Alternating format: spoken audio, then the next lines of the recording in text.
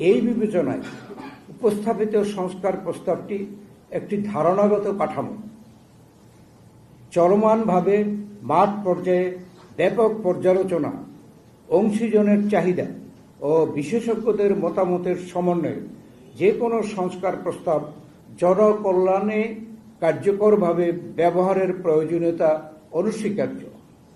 জনকল্যাণমুখী একটি রাজনৈতিক দল হিসাবে বাংলাদেশ জাতীয়তাবাদী দল বিএনপি সকলের মতামতকে পূর্ণমর্যাদা প্রদানের মাধ্যমে পর্যায়ক্রমে জনগণের কল্যাণে স্বাস্থ্য সংস্কার প্রস্তাবনা বাস্তবায়নে প্রতিজ্ঞাবদ্ধ। আপনাদের ধৈর্যের জন্য সকলকে ধন্যবাদ। জি, বাংলাদেশে যে কমিউনিটি ক্লিনিক আছে 14,000 কমিউনিটি ক্লিনিক, এই কমিউনিটি ক্লিনিকের যারা প্রধান আছেন গত 5 আগস্টের পর থেকে 7 মাস ধরে তারা কোনো বেতন পাচ্ছেন না। আমাদের কাছে বিভিন্ন মাধ্যমে তারা যোগাযোগ করেছেন, তারা বলেছেন অনেকের স্ত্রীর গহনা বিক্রি করে, বাড়ির গোয়ালের গরু বিক্রি করে তারা তার সংসার চালাচ্ছেন। এই বিষয়ে আপনি কোনো বলবেন কিনা? যেহেতু আপনি বলেছেন যে আমি স্বাস্থ্যমন্ত্রী ছিলাম 2001 থেকে 2006, সেই সময় এই ক্লিনিক ইউনিয়ন ওয়ার্ড পর্যায়ে, ইউনিয়নের ওয়ার্ড পর্যায়ে ক্লিনিক ব্যবস্থা ছিল, কিন্তু সারা দেশে সকল ওয়ার্ডে এটা সম্ভব হয়নি। এবং আমরা সরকারে থাকার সময় যেহেতু আমাদের একটা সীমাবদ্ধতা ছিল যে সারা বাংলাদেশে ডাক্তার কতজন, স্বাস্থ্যসেবায় নিয়োজিত কর্মী কতজন, এর প্রেক্ষাপটে যতটা ক্লিনিক সম্ভব হয়েছে আমরা এটা পরিচালনা করেছি। কিন্তু বর্তমান সরকার কেন বন্ধ রেখেছে এটা তো আমি বলতে পারবো না। তবে এই সরকার যেহেতু স্বল্পকালীন সরকার, এই সরকারের উপরে এটা আমরা নির্ভর করছি যে তারা কি সিদ্ধান্ত নেয়। এবং এটা কিন্তু আমাদের প্রস্তাবনা, সরকার কিন্তু একটি কমিটি করেছে, এই স্বাস্থ্যসেবা সংস্কার কমিটি, তারাও প্রস্তাবনা দেবে এবং পাবলিকলি আমরা আশা করি সরকার সেটা ঘোষণা করবে।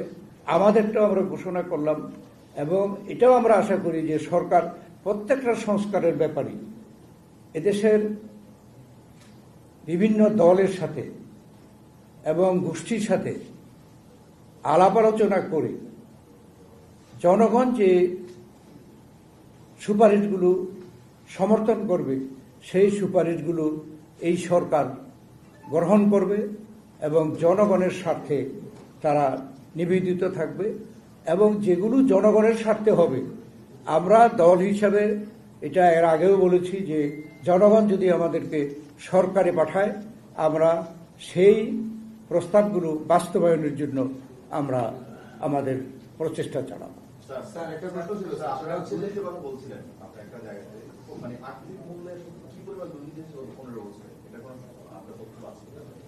না, এটা আমরা এখনো এই মূল্যায়ন করিনি।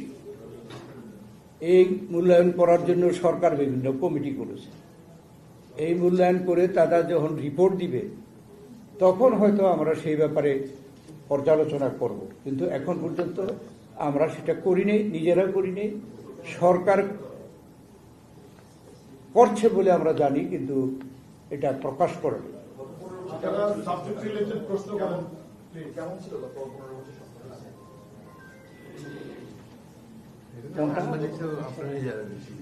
গত 15 বছর কেমন স্বাস্থ্যখাত কেমন ছিল?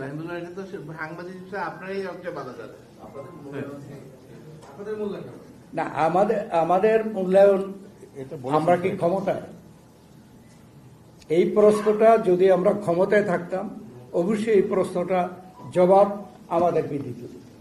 বাট আমরা প্রত্যাশা করি আমরা যারা এই 24 জুলাই আগস্ট আন্দোলন করেছে, প্রাণ দিয়েছে, তাদের জন্য আমরা তাদের রুহের মাগফিরাত কামনা করি। আর যারা আহত, যে ধরনের আহতই হোক না কেন, আমরা সবসময় দাবি জানিয়ে আসছি সরকারের কাছে যে এই আহতদেরকে যাতে পর্যাপ্ত চিকিৎসার ব্যবস্থা করা হয়।